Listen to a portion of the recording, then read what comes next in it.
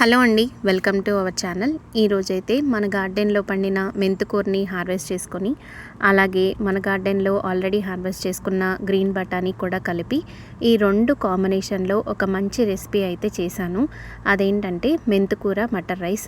ఈ రైస్ అయితే చాలా టేస్టీగా అనిపించింది.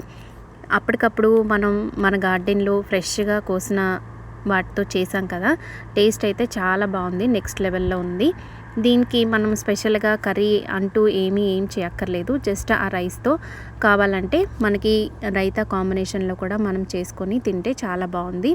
ఉట్టి రైస్ తింటేనే చాలా టేస్టీగా అనిపించింది. ఇంకా దాంట్లో రైతా యాడ్ చేసుకొని కూడా టేస్ట్ ఇంకా చాలా బాగా అనిపించింది. రెసిపీ అయితే చాలా సింపుల్ రెసిపీ, కానీ టేస్ట్ మాత్రం చాలా బాగుందండి. రెసిపీ జస్ట్ మనం మెంతుకూరని మనం ఆయిల్లో బాగా ఫ్రై చేసుకోవాలి.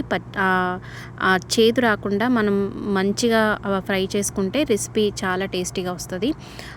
మన ఈ రెసిపీ ట్రిక్ అంతా ఆ మెంతుకూరని మనం ఎంత బాగా ఫ్రై చేస్తే అంత బాగా ఈ రెసిపీ టేస్ట్ అయితే ఉంటుందన్నమాట. జస్ట్ మనం ఆయిల్లో ఆ మెంతుకూరని ఫ్రై చేసి కొంచెం పచ్చిమిరపకాయలు, కొంచెం ఉల్లిపాయలు వేసుకొని, కొంచెం ధనియా పౌడర్, కొంచెం జీలకర్ర పౌడర్ కూడా యాడ్ చేసుకొని, మామూలుగా మనం పలావ్ ఎలా చేసుకుంటామో అట్లా చేసుకుంటే టేస్ట్ చాలా బాగుంటుంది.